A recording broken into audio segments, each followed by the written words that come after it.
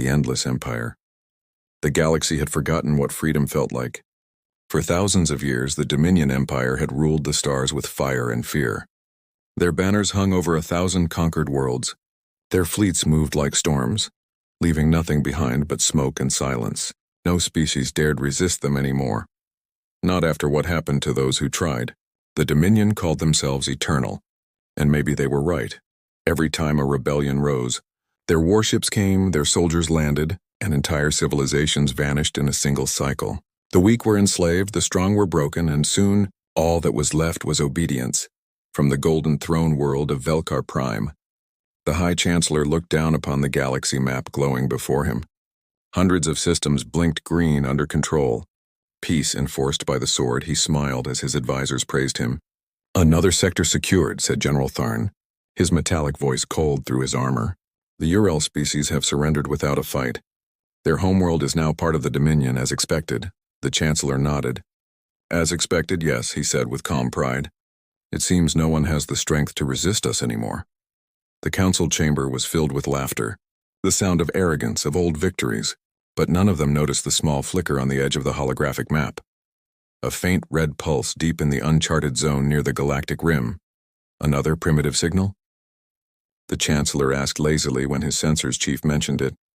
"Yes, my lord," the officer said. "An old distress beacon, human in origin. Thousands of years old, maybe older. No life signs, just static." The council laughed again. "Human," Tharn said mockingly. "That name again? Every few decades, some broken probe screams from the void. These humans are myths. Ghost stories from before the Dominion Age." The Chancellor waved a hand. "Still, send a scout fleet. I like to know where my ghosts hide," he said with a smirk. "And if there are humans, let them kneel like the rest within hours." 3 Dominion cruisers jumped into hyperspace, streaking toward the signal source. The crews were confident, joking that it would be another empty world or dead ruin. The Dominion had faced thousands of worlds before, and none had survived their approach. But as they reached the coordinates, the stars around them flickered strangely. Their navigation systems glitched. Their sensors read impossible distances. One ship captain frowned, tapping the display. "This isn't right," he muttered. "The stars are wrong." Moments later, his ship's engines died. No explosion, no warning, just silence. The other 2 cruisers tried to contact him, but the comms returned nothing but static. Then, one by one, their own systems began shutting down, like something was inside their machines. "Something invisible. What's happening?" shouted an officer. "Unknown interference, not Dominion-made, not anything we've seen." The technician replied in panic. "Our power core is being rewritten." In the distance, something shimmered. A shadow darker than space itself. A massive shape moving without light. The Dominion fleet tried to scan it, but their sensors failed completely, and then a voice spoke. Not through speakers, not through radio, but directly into their minds, calm, quiet, and human. "This sector is closed." The Dominion crews froze, unable to reply, unable even to breathe properly. The shadow moved closer, and for a brief moment, the stars reflected off its hull, black, angular, and marked with ancient Terran symbols. Words none of the Dominion could read. One ship managed to send a distress ping before being vaporized by a silent pulse of light. The message reached Velkar Prime hours later, filled with static. But one word came through clearly. Human. The council was in chaos. Half the admirals claimed it was a trick. Others said it was an unknown species using old human technology. The Chancellor listened quietly, then rose from his seat. "You are all afraid of shadows," he said coldly. "I ruled this galaxy for 10,000 years. I do not fear ghosts." But deep inside, something about that transmission unsettled him, the way the voice spoke. Calm, steady, not angry, not proud, just final. Like a warning from something that no longer feared death. Across the galaxy, Dominion patrol fleets began vanishing in the outer sectors.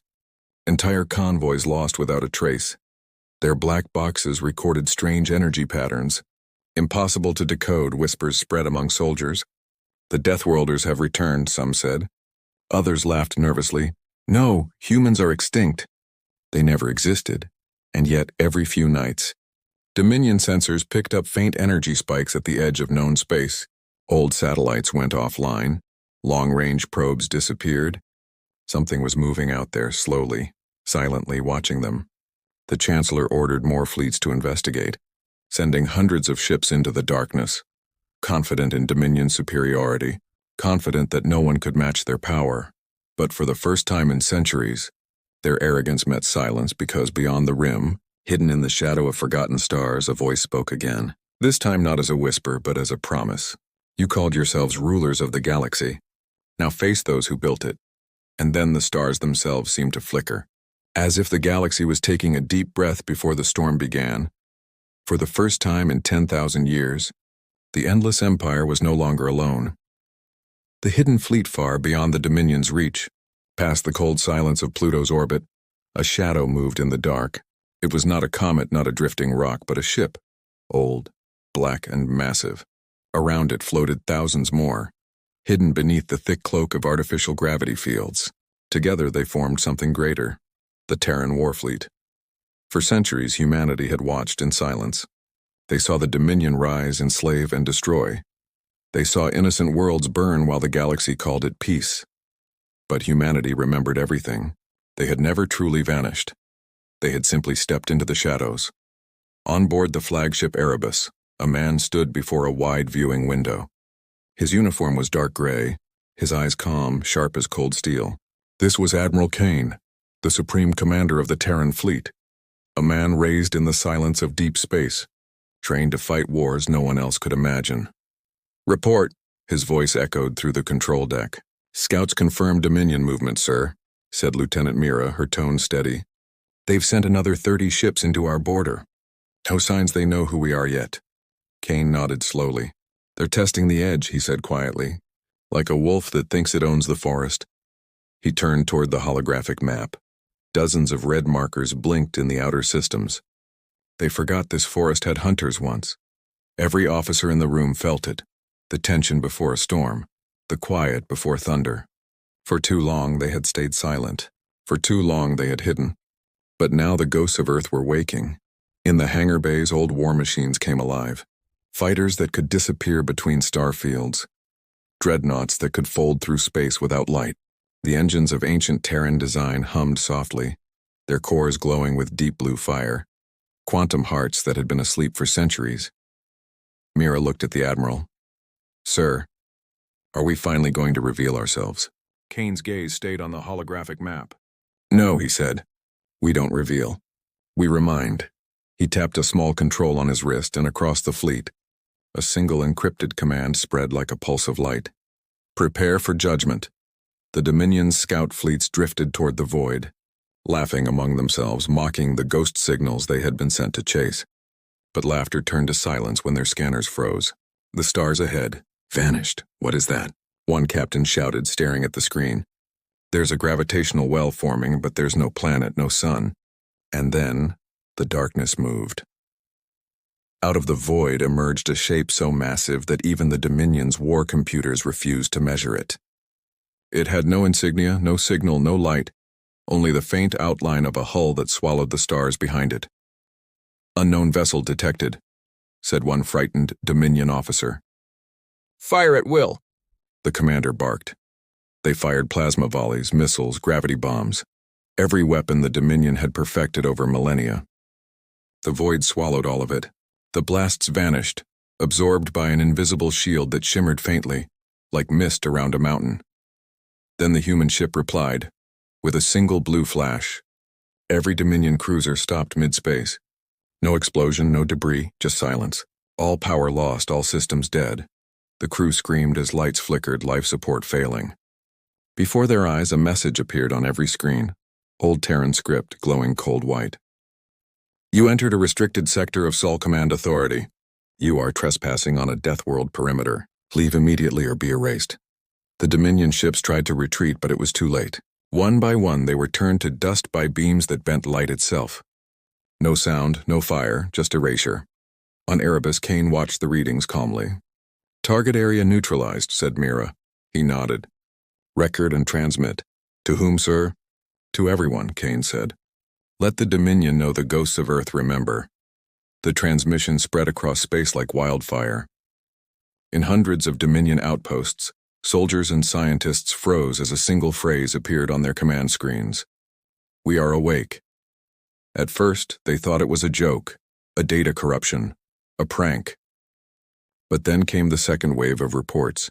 Fleets missing, systems offline, colonies cut from the network. On Velkar Prime, panic spread in the command towers. The High Chancellor shouted across the chamber, "Who dares use that name?" "Who is we?" The answer came through static, in a calm human voice that shook the room. "The ones you thought extinct." The Dominion military launched immediate countermeasures, deploying 10,000 ships to the edge of the rim, determined to crush whatever force had destroyed their scouts. But by the time they arrived, the humans were gone.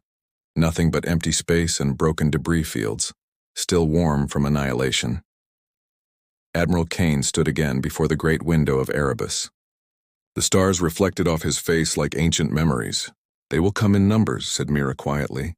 "Yes," Kane replied. "And when they do, we'll show them what Earth forged in the dark." Outside the window, 1,000 Terran warships drifted in silence, their hulls scarred and ancient, each one carrying the mark of a forgotten world. The fleet turned slowly toward the center of the galaxy. For the first time in 10,000 years, humanity was no longer hiding. They were hunting. The panic across the stars. The Dominion had not known fear for 10,000 years. Their fleets had crushed thousands of species, their name alone enough to make worlds kneel, but now, fear moved through their empire like wildfire, silent, invisible, and unstoppable. It began with whispers, reports of fleets gone missing at the rim, colonies gone dark, stations burned out, all blamed on pirates or malfunctions, until the evidence became too clear to ignore. Something was moving through the void. Something old, something human, on the throne world of Velkar Prime. Alarms echoed through the command towers, screens filled with static. Distress calls from outer sectors screamed before fading into silence. The High Chancellor stood frozen, watching the red lines blink out one by one. "Sector 7 gone," said an officer, voice trembling. 30,000 ships lost, no survivors. "No signals," another shouted. "The 12th Armada is gone too." "Sir, they didn't even fire back. Systems failed before contact." The Chancellor slammed his fist on the console. "How can an entire fleet disappear?" No one answered.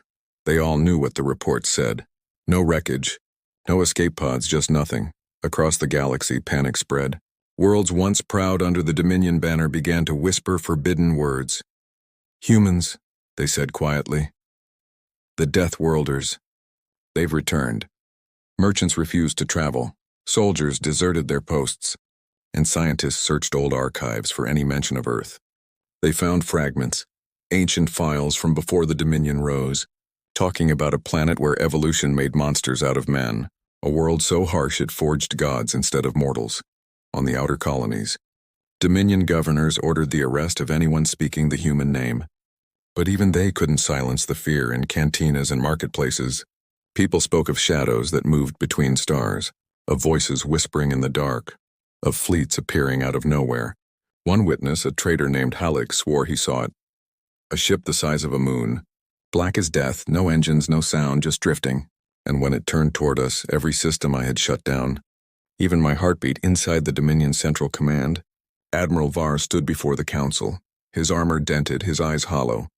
He had barely escaped the Battle of Eris Gate, where an entire Dominion force was erased in less than 20 minutes. "There was no battle," he said quietly. "We fired everything we had. They didn't respond. They didn't even move. Our weapons stopped working before we could reload. Then light and nothing." The council chamber was silent. No one spoke. Finally, one of the scientists whispered, "What kind of weapon could do that?" Var looked up slowly. It wasn't a weapon. It was a warning. On board the Erebus, Admiral Kane watched the transmission feed spreading chaos across Dominion space. He stood with hands clasped behind his back, eyes calm as his officers discussed intercepted signals. "Sir," said Lieutenant Mira, "Dominion propaganda is collapsing. Their fleets are retreating from the rim. They're afraid." Kane nodded slowly. "Good. Let them be afraid. They have earned it." Mira hesitated. "Should we announce who we are?" Kane turned his gaze toward the stars. "They already know," he said softly. "They just don't want to believe it." He pressed a command on his console. A single transmission went out across the galaxy. hijacking every Dominion network, every comm channel, every display. It was not a threat, not a declaration, only a calm, human voice speaking with quiet conviction. We were silent while you enslaved others. We watched as you burned worlds in the name of order. Now, we are done watching. For the first time in living memory, every living being in the Dominion heard a voice that made them feel small. Panic erupted. Some worlds tried to surrender immediately, sending messages begging for peace. Others called it a hoax, claiming no single species could hold such power. But then, the evidence arrived. Live footage of Dominion fleets collapsing in real time. Massive dreadnoughts sliced apart by beams that appeared from nowhere. Ships burning with no enemy in sight. The High Chancellor called an emergency war council, his voice shaking with rage. They want to scare us, he said. They think we will kneel to myths. But even as he spoke, the lights flickered, and every screen in the chamber went black. A symbol appeared, 2 white rings intertwined over a burning earth. Beneath it, words in ancient Terran script, "We are humanity, and we remember." The council froze.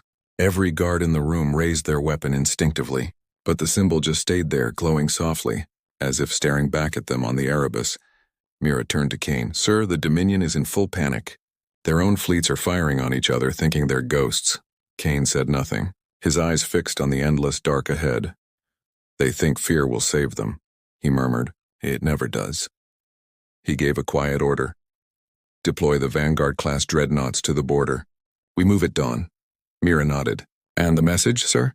"Send it to every star under Dominion control," Kane replied, his tone like steel. "We are not your enemies. We are your consequence." As the Erebus turned, thousands of Terran warships aligned with it, forming a silent wall of power that stretched across the horizon. Their engines glowed like dying suns, their shadows covering the stars. And far away, on countless alien worlds, children looked up at the night sky and saw a faint blue light spreading across the heavens, a light that carried a truth older than the Dominion itself. Humanity had returned, and the galaxy would never be the same again. The fall of the Dominion, the galaxy burned, not with fire but with terror.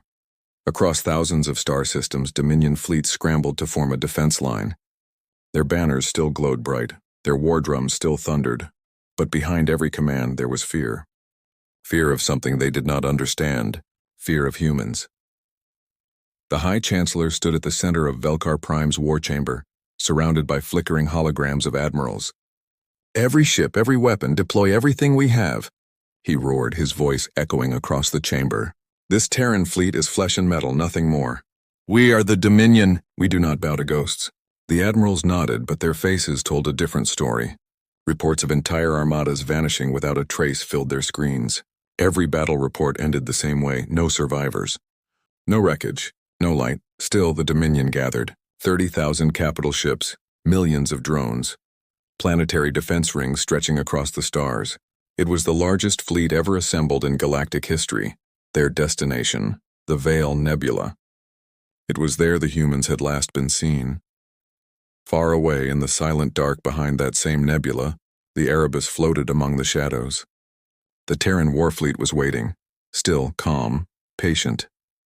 Admiral Kane stood before the vast command screen, his reflection framed by stars. His voice was steady, cold as deep space. "Enemy formation confirmed," reported Lieutenant Mira. 30,000 ships, multiple dreadnoughts, planetary cannons in orbit. Kane nodded. "They think numbers will save them." Mira hesitated. "Sir, it's the largest fleet in history." He turned toward her. "Then history will remember what happens next." Across the Erebus, lights flickered to crimson. Terran ships powered up their drives, engines older than empires humming with energies the Dominion couldn't comprehend. Every hull carried battle scars from forgotten wars, every system rebuilt by hands that refused extinction. The silence before the battle was unbearable. The galaxy itself seemed to hold its breath, and then Kane spoke. "Transmit one final message."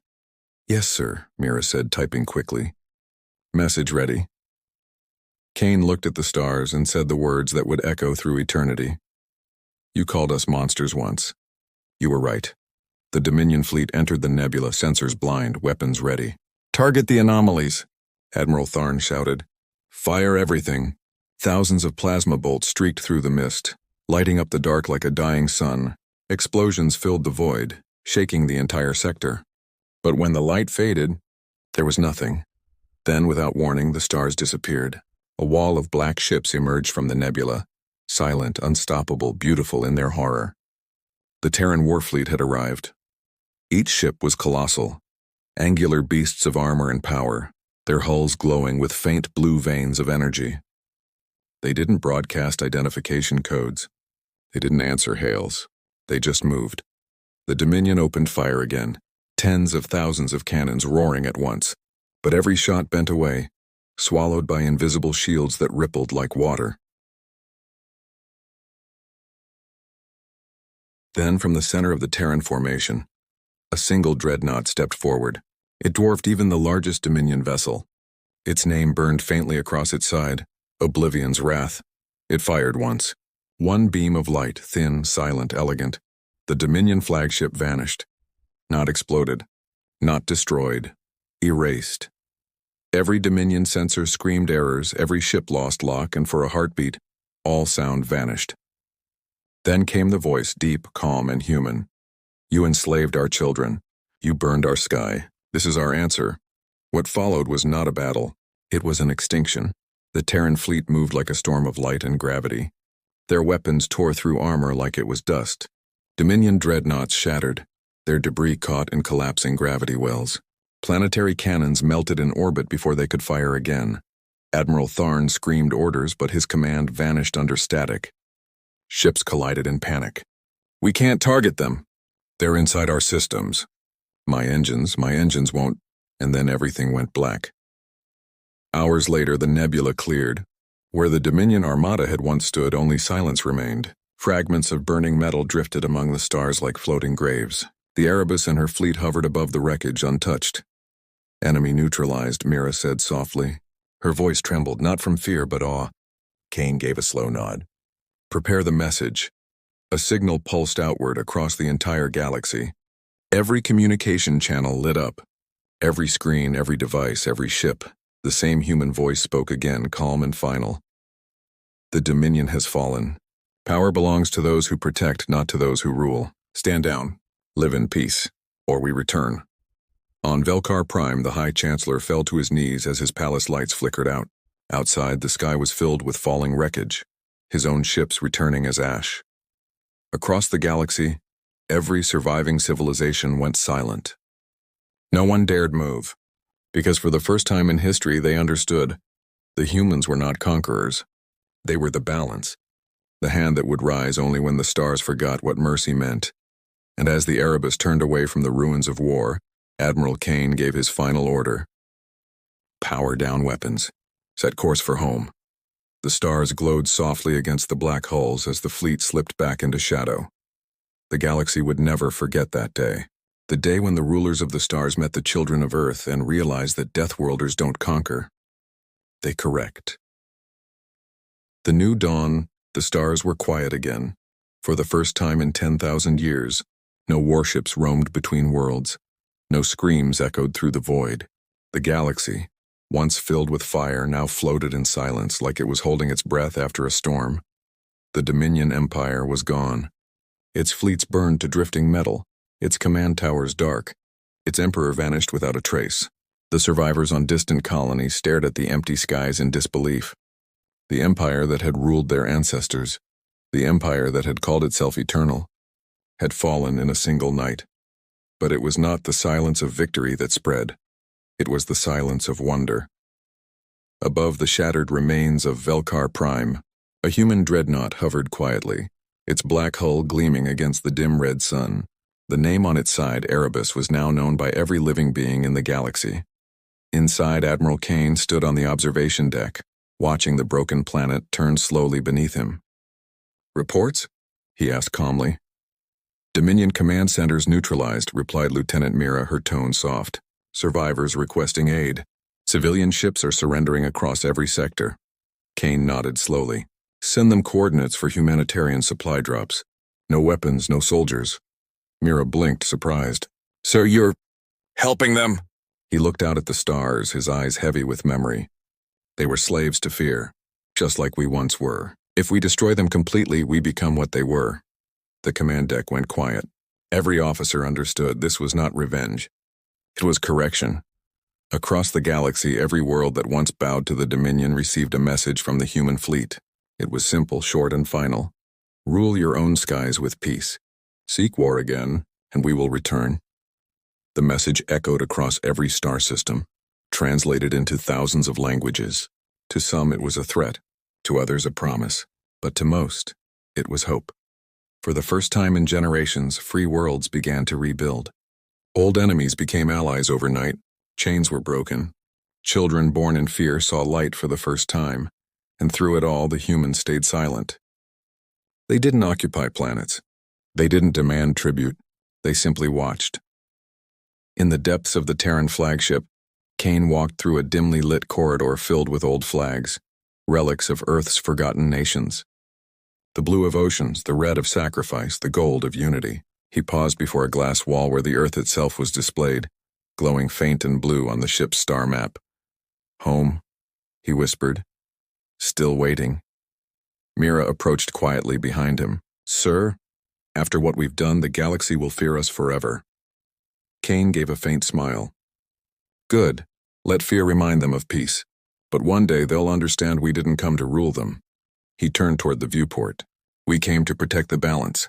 The galaxy forgot what humanity stood for. We reminded them.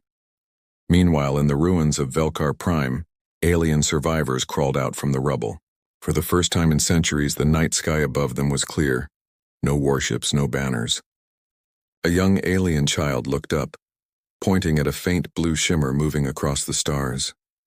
Mother, he asked softly. What is that? She stared for a long moment, tears shining in her eyes. That, she whispered, is the reason we are still alive. Above them, the Erebus released hundreds of drones carrying food, medicine, and supplies. No flags, no names, just silent acts of rebuilding. The humans didn't speak, didn't broadcast glory. They simply did what needed to be done. Back aboard the Erebus, the bridge lights dimmed. The fleet had gathered, thousands of ships hovering in formation, dark against the stars. Kane stood before them, addressing his crew for the final time.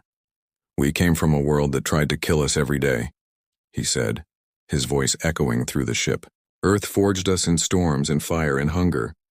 That world made us strong, not to rule, but to endure. We survived our world, so we could save theirs. He looked out the viewport one last time at the galaxies stretching beyond. They will rebuild, he said quietly, and will disappear again until they forget the sound of war. Mira saluted. Where to now, sir? Kane smiled faintly. Home. Set course for Sol. The command deck came alive as the massive fleet aligned toward the center of the galaxy, where a small blue planet still spun in silence. One by one, the Terran ships activated their jump drives. The space around them rippled like water, bending under their ancient power. As the Erebus prepared to enter the fold, a final transmission was sent to every known civilization. When darkness rises again, look to the blue world. The children of Earth will answer.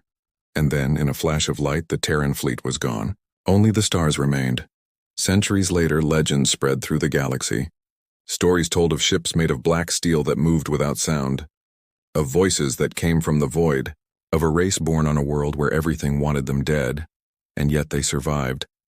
They called them many names. The ghosts of Sol, the keepers of balance, the Deathworlders. But to those who remembered, they had only one true name, humanity.